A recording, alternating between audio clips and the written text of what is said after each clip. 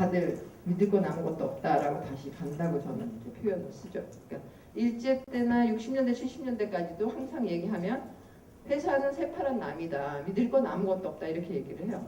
믿을 건 가족밖에 없다라고 해서 우리나라는 가족주의 사회라고 부르거든요. 근데 80년, 90년대 와서는 회사가 믿을 만한 거였죠. 그리고 회사도 뭐 사원을 가족처럼 뭐 이렇게 하면 처음에 그럴 땐 사람들이 웃긴다라고 얘기했지만 사실 90년대, 80년대쯤 되어서는 정말 매겨 살렸잖아요.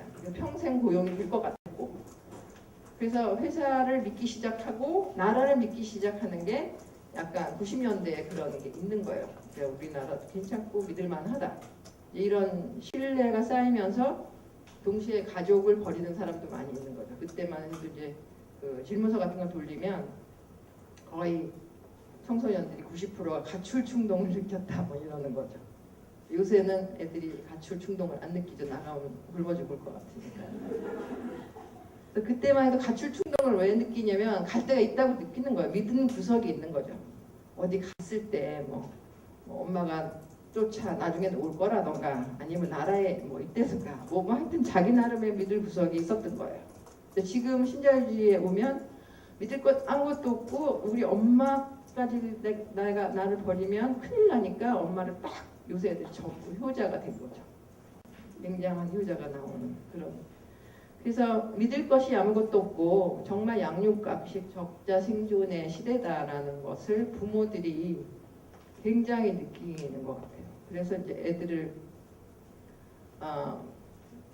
정말 이렇게 딱 잡기 시작하고 그렇게 하면서 이제 2000년대 가외에 풀리고 이러면서 지금 내가 아까 얘기한 그 리플도 안다는 애들이 나온 게 이제 그런 구도에서 나온 거거든요. 그래서 그 전까지만 해도 애들이나 뭐 이런 친구들이 부모 말을 잘 안 듣고 부모들도 뭐 애들이 이렇게 해도 나름대로 뭐 그런 했지만 이제는 자식은 내가 챙긴다.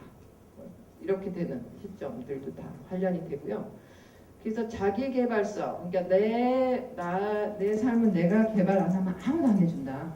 뭐 이런 식의. 그러니까 사회에 대한 감각이라던가 뭔가 이런 믿을 수 있는 뭐 그건 하나의 그 울타리인데 보이지 않는 울타리인데 그런 거가 없어지면서 굉장히 자발적 수능, 강자와 동시 강자 쪽에 서야 된다든가 굉장히 눈치를 보면서 이제 생존을 하기 위한 전략들을 개별적으로 하기 시작하는 거죠.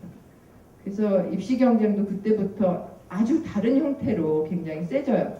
부모가 아주 전폭적으로 투자를 하고 시장적으로 투자를 하고 학원에 집어넣고 명품 인재를 기르겠다 그러고 각자가 가진 모든 돈이 일로 다 들어가기 시작하죠. 우리가 OECD 자료를 보면 연평균 근로시간이 제일 긴 나라예요. 그리고 교육기관 민간 지출이 또 제일 높아요. 이게 굉장히 많은 한국 사회의 특수성을 얘기하는 거죠. 엄청나게 열심히 일하고 그런데 뭘 위해서 사느냐? 그러면 애들 사교육비를 위해서 사는 것처럼 다른 취미들이든가 이런 거 할 시간도 사실은 거의 없는 거고 그러면서 이제 이런 광고를 보면서 이제 살게 되는 거죠. 저런 우유를 먹여야 되고 한번 들어갈까요? 그래서 제가 이제 여기서 분석했던 게 대학생들이 이 신자유주의안의 신자유주의 체제에 이렇게 들어가는 대학생들이 이제 나오기 시작한다. 여기 있는 분들은 거의 이제 그 전에 살았던 사람일 거예요. 그래서 좀 더 사회적 감각이 있고 그럴 텐데 그럼 얘네들은 일단은 입시 전쟁을 치르고 들어온 아이들이고 엄청나게 그 다음에 스펙 전쟁을 대학에 와서 하고 그 다음에 그 대학은 취업 전쟁이기 때문에 하는 거죠. 그래서 다음번에 한번 볼까요? 입시 전쟁을 보면 이제 사교육 굉장히 IMF 이후에 중요한 것은 이제 교육이 신자유주의의 특징이 교육이 더 이상 국가가 하는 게 아니라는 거죠. 국가는 여전히 졸업장을 주고 학력고사, 수능 시험을 관장하고 중요한 역할을 하긴 해요.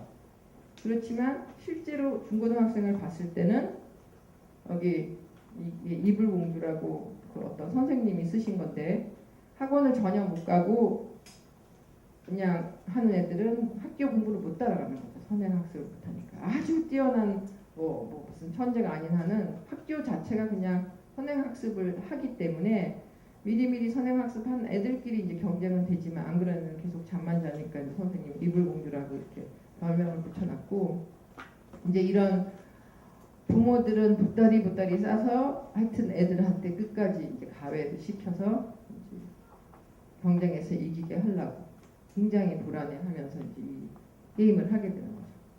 그래서 제가 사교육 시장과 성공지향 세대 모성의 결탁이다 이렇게 얘기를 했는데, 그러니까 사교육 시장이 한쪽으로 형성이 되고, 그러니까 시장은 굉장히 힘이 센 동네예요.